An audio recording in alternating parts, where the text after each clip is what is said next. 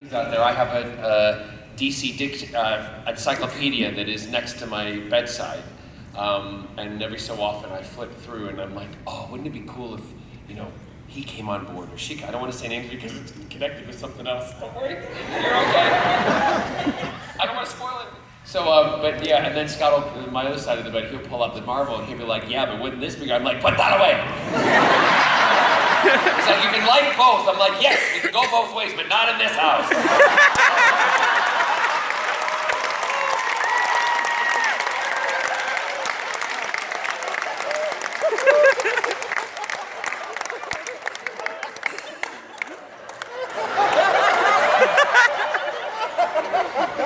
I want a love interest for Malcolm. I do. No, and I want, because he's had the wife, and he obviously He's been celibate for some time. a long time. Moyer was the last one, right? No comment. No comment. But I think it would be interesting to show, because I've always said Malcolm, although he's a hard guy and he's a bad guy, and there's still something in there, because I said this to you the other day, and I've said it to you on set. There's a thing that he has for Felicity, for Laurel, for Oliver, for Thea, for the for those other characters, because he could really have just killed you. Do you know what I mean? So, I don't know if you could anymore. no, but well, you might try your best, but I'll just duck. I'm used to ducking swords. Terrible.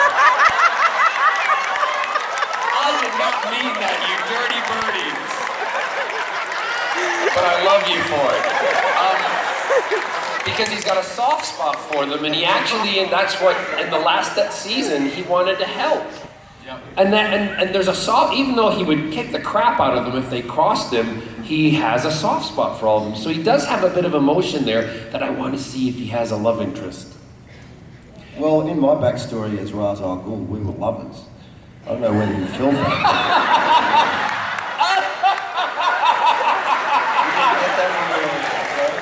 I was listening.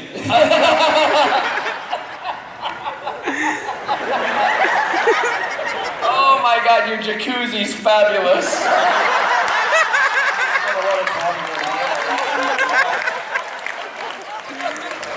There's a new episode.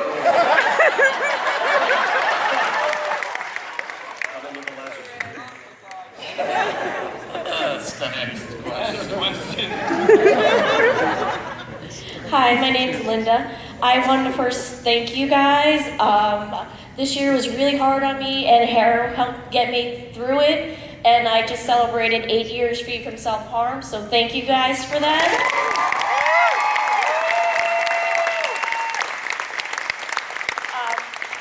One of the things that helped is escaping into that world from the very first minute to the very last minute. It was action-packed and everything. I wanted to know, since you made our jaws drop so much, was there ever a moment when you read the script that you were just like, what are they doing?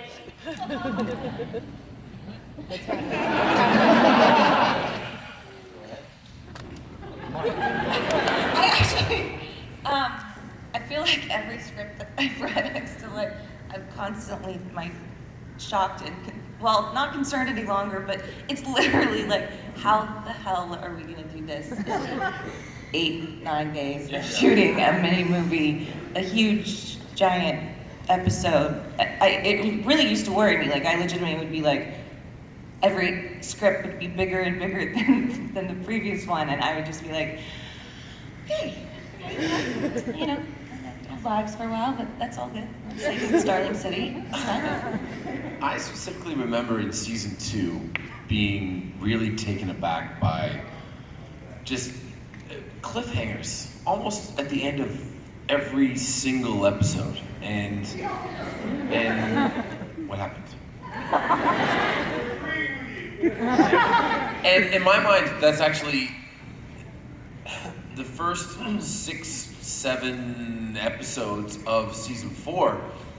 Not really many cliffhangers, but excellent endings, but it's all just destroyed by the end of episode 1. The end of episode 1 is just... And we don't need any cliffhangers, and probably until episode 9, because the end of episode 1 is just like, oh God. Oh God. Yeah, when you read it, even when you're reading it, you turn literally, because Steve said, so when you turn the page, just go, they can't do that. That was the reaction, wasn't it? Yeah, that's 100%. They did.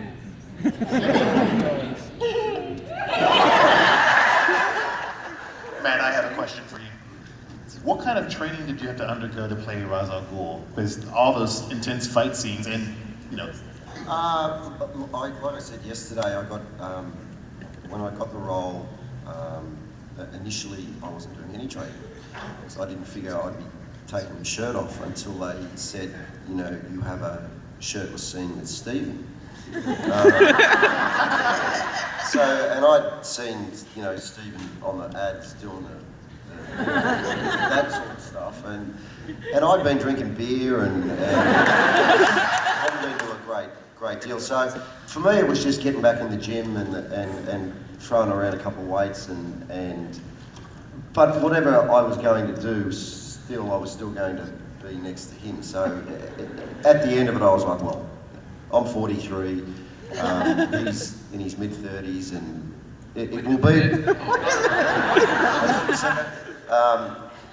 So yeah, I just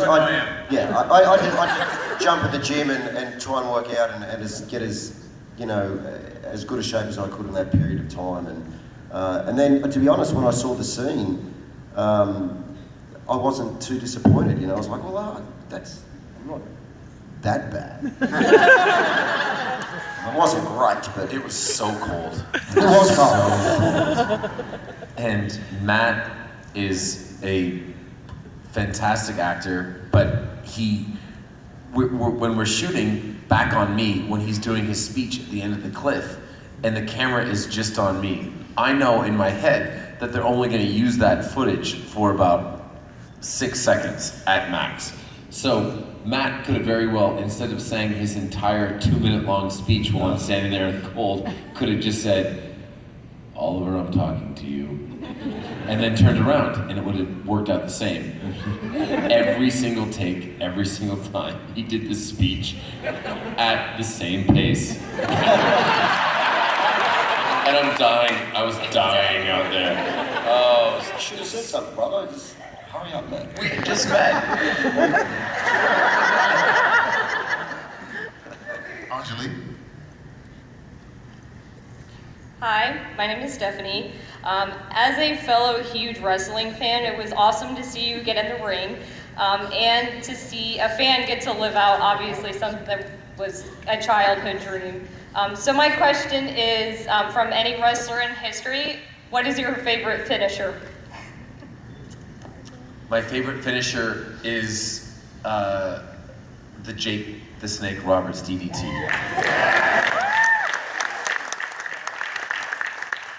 That also might be my favorite match ever, is Jake Roberts and Ted DiBiase in WrestleMania 6. I watch it in my trailer all the time. God bless the WWE network. It's only $9.99 per month.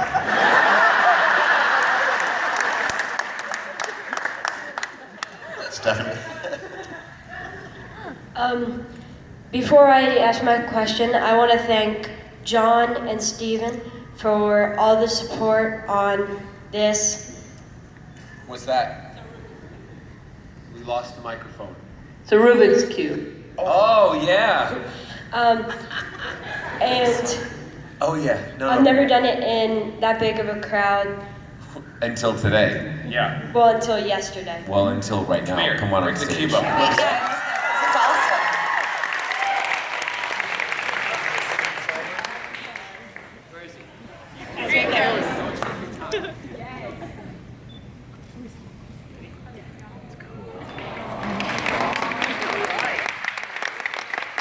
Wait a minute. You had a question, which was important. Sorry, what's the question?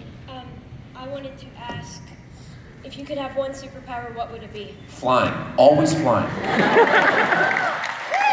You think, no, I'd want to be invisible, but then you'd be super jealous of the person that could fly. What about you, Matt? I fly in my dreams all the time, which is wonderful. When I fly, I like to have a cocktail in my hand. I'd like to swim underwater, to be able to hold my breath or breathe underwater.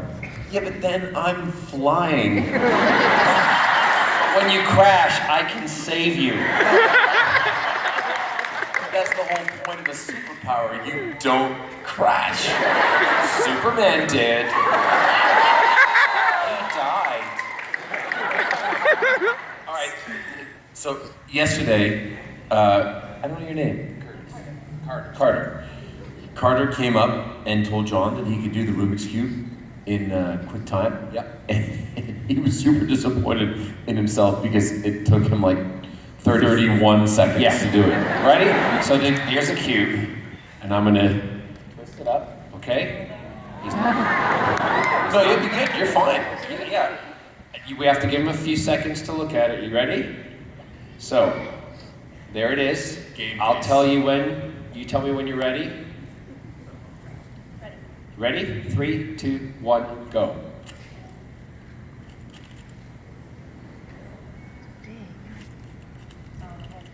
Don't worry. Just take your time.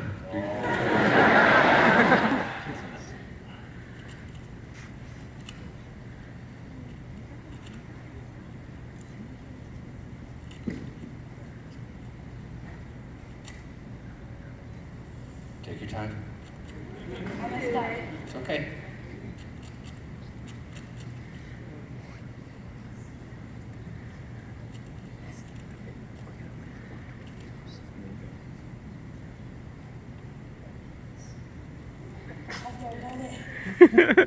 Don't worry.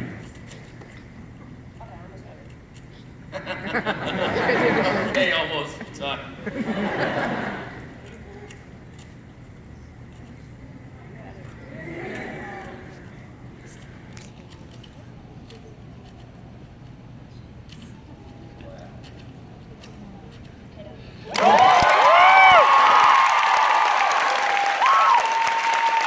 No matter how long that took, it's the fastest I've ever seen it done. Right, everybody?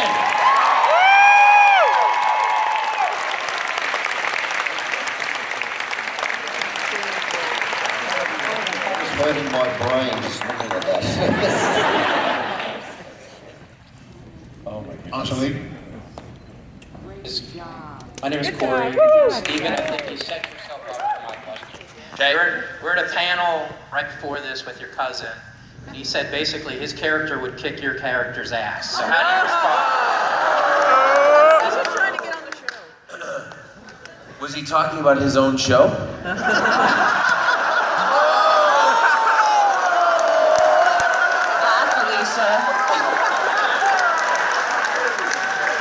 Oh, wait a minute. I'm sorry, I forgot. He doesn't have one. I mean, burgeoning movie career, likable guy, sure. Does he have his own show? No. Bye, Felicia. Bye. So there you go. Okay.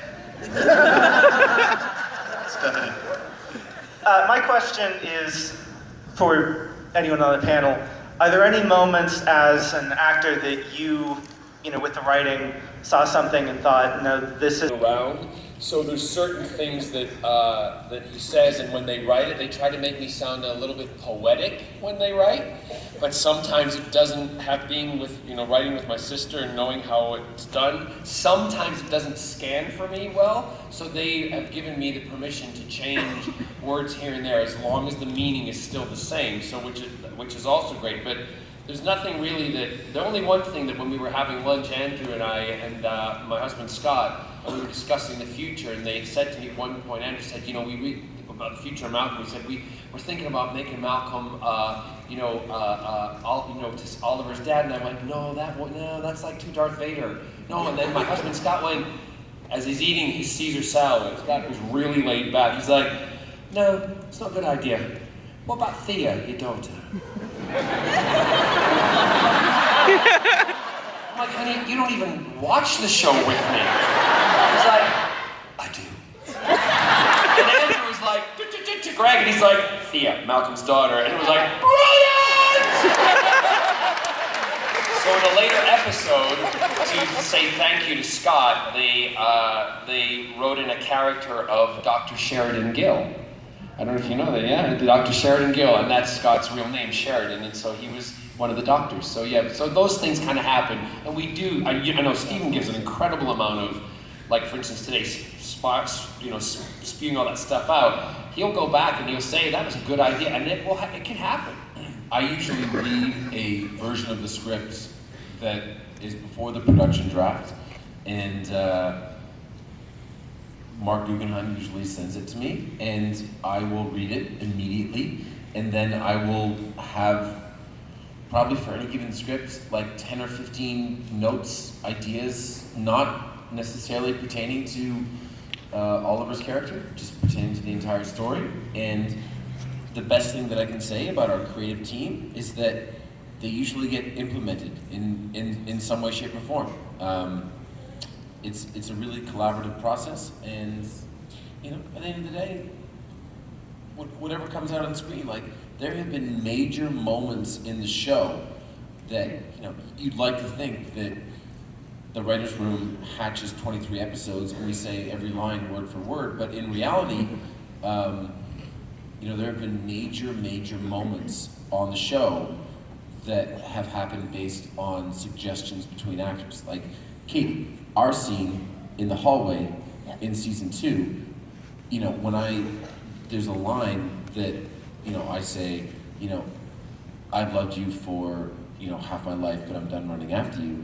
That was entirely a suggestion that was born out of conversations that you and I had.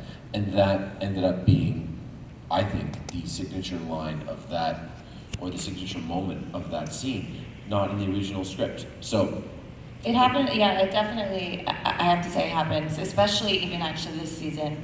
As actors, I feel like you obviously know your character more than anyone, and at least for me, and we talked about this the other day, a part of my process is when I read a script, or if I'm, you know, gonna go into a scene, hopefully the writers have written and know the character well, and so it's not that difficult to memorize dialogue. You know, if you know the character and what the thoughts are supposed to be, and if you're actively listening, it should just come out organically. And there certainly have been times, again, this season where you can tell, I feel like as long as it makes sense to me, and you know, the information all adds up, I use the word, it'll stick in my head, and if it doesn't stick, there's usually like a piece of information I'm missing, or they're writing for Felicity, and they actually accidentally put my name.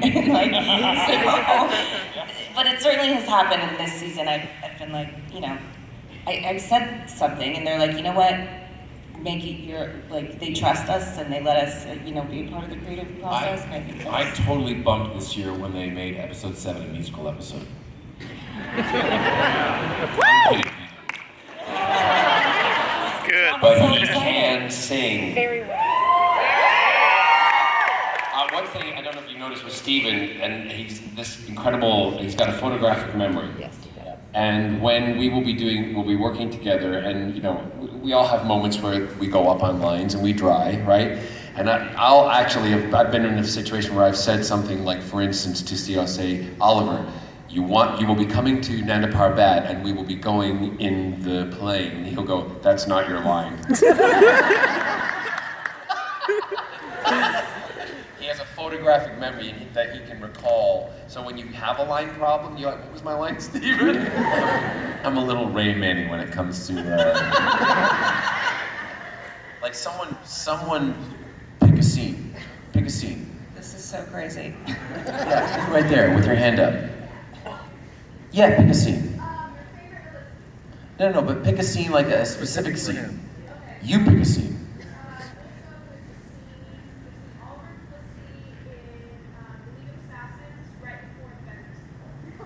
Well, I mean, that's 3:20. Pick another scene.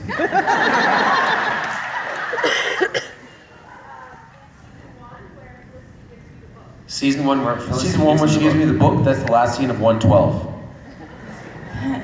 Pick another scene. You could go all day, girl. It blows my mind every single day because I'll be like, "Hey, Steven, if something's not working, what was that? What happened? What?" He's like, "Oh, yep, episode 222. We shot it on this." He like knows the day and the time we shot it. But it's good because sometimes they forget that, and with the kind of the history of what's happening, and then he'll go, "That doesn't make sense." Yeah. Season 2, episode 4, scene, da da da da da. We did this and this, and so said this, and it doesn't make sense. One more, and then I'll tell you where I learned this from. Okay. There's two parts where you shake hands. One, she's wearing the gray blanket. The other one, you're wearing the gray blanket, and it's in the arrow cave. Two times where we shake hands. One time I'm wearing the gray blanket, and one time she's wearing the gray blanket.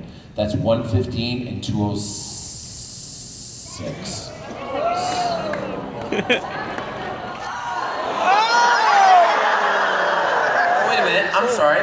That's 1:14, and that's 2:0 is the State versus Moira Queen, 2:06. 2:05. 2:05. Check it. By the way, this all comes from my first ever American job, and I was on CSI Miami, okay? And we're about to shoot the scene, the climatic scene of the episode, and David Caruso is reading the scene, and this is season 9, episode 2. So they've shot and shot and shot and shot. And he reads the scene, and he stops, and he goes, "Guys, everybody stop. This doesn't make sense." And sat everyone down and talked through it. Went through the through line of the story. And that's where I learned it. Unbelievable. Oh, if it was just that simple. I don't know how he does it. I don't know how he does it. You can ask me any episode. I'm like, I don't know. I don't remember. I know. Yeah, so you're referencing the time that, so the first time Emily was in the arrow cave in the blanket, so I thanked her. That was at the end of the Odyssey, 1:14, and then she was in the blanket because she almost got killed by the Count in 2:05, I think, State versus Moira Queen. 2:07? God damn it.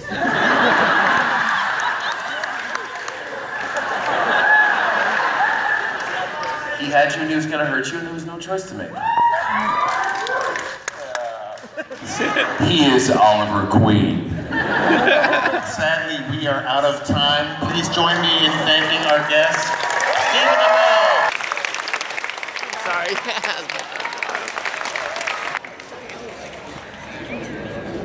As a reminder, we do need to clear the ballroom between each panel.